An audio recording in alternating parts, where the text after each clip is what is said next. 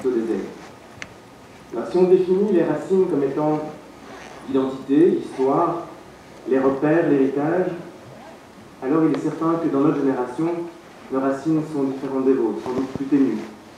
Une des raisons, parmi tant d'autres, est sans doute que les institutions qui étaient représentatives des valeurs collectives, que ce soit la famille, que ce soit l'Église, que ce soit les pouvoirs publics, que ce soit même l'entreprise qu'on crée aujourd'hui pendant 6 ans pour la vendre le plus vite possible, ont perdu toute une notion de long terme, de transmission et de communauté.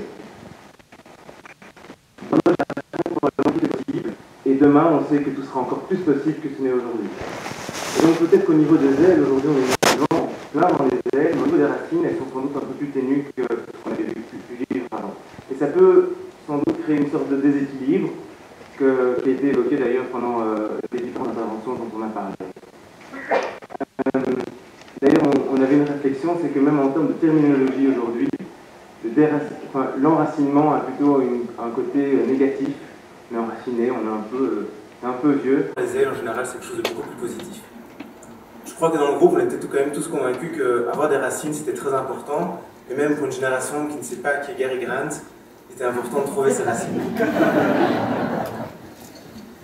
Alors une réflexion qu'on a également eue, c'est peut-être que nos racines sont peut-être à ce moment-là moins verticales, mais peut-être plus horizontales. Et que cette logique de communauté, de travail ensemble, était quelque chose qui nous permettait de créer finalement individuellement peut-être plus nos racines. Et donc on n'a peut-être pas les mêmes racines, mais des racines complémentaires aux générations de nos parents. Nos parents sont évidemment des exemples pour nous et sont les premiers transmetteurs de racines, mais ce ne sont pas les seuls. Alors comment est-ce qu'on a décidé de construire nos propres racines? Peut-être en écoutant, en découvrant. Dans une association que des amis et moi-même avions créée à l'époque, on avait inventé un mot qui était débuller. On sort de nos bulles, on va se confronter à des réalités qu'on ne connaissait pas, que nos parents ne connaissaient pas. On est ravis de leur apprendre comment fonctionne WhatsApp. Et on est également ravis d'avoir des échanges avec les générations au-dessus de nous. Et enfin, je crois qu'on a beaucoup parlé d'hypermobilité, et je crois que cette hypermobilité nous permet d'arriver à justement se frotter beaucoup plus à la vie que ce qu'en tout cas nos grands-parents avaient vécu à l'époque.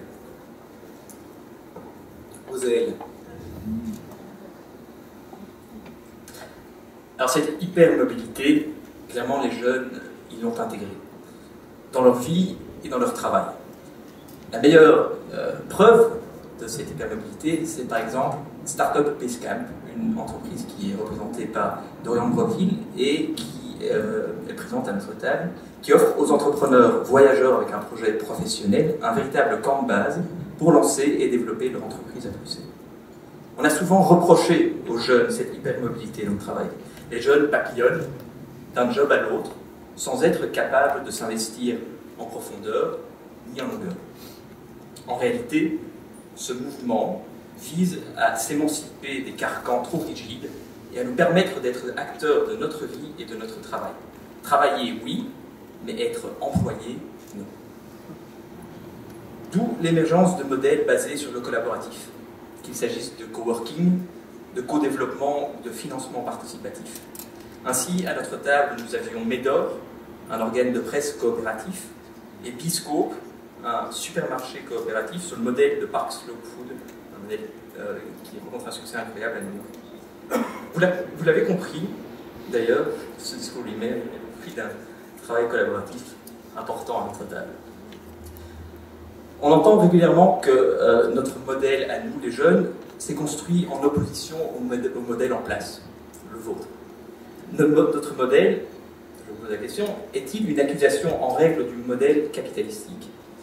On aurait donc d'une part une entreprise qui repose sur la volonté de quelques-uns de s'enrichir égoïstement, et d'autre part une entreprise se fondant sur des objectifs uniquement humanitaires et, disons-le, franchement naïfs.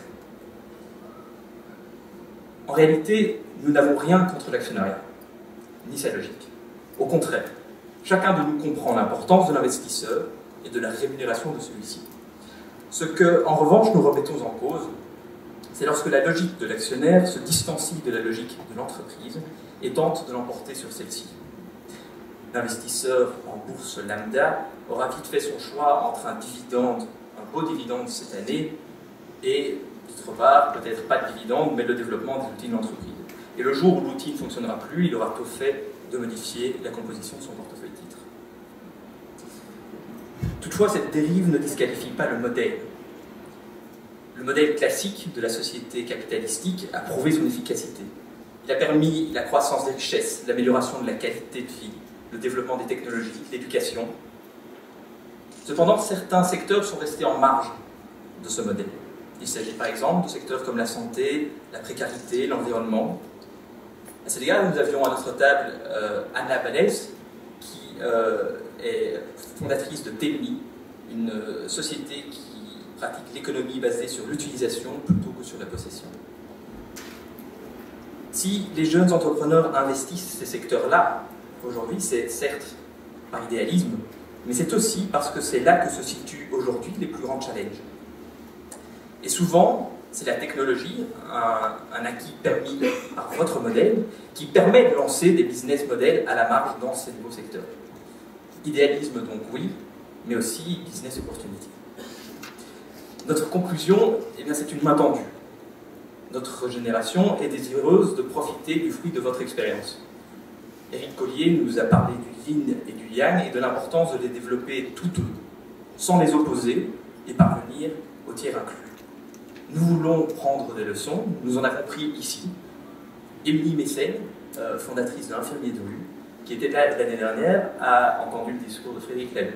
Et depuis lors, a mis en place, au sein de sa boîte, ce nouveau management de gouvernance collaborative. Nous avons été marqués ici par l'humilité, lors même que notre génération est parfois considérée comme insolente.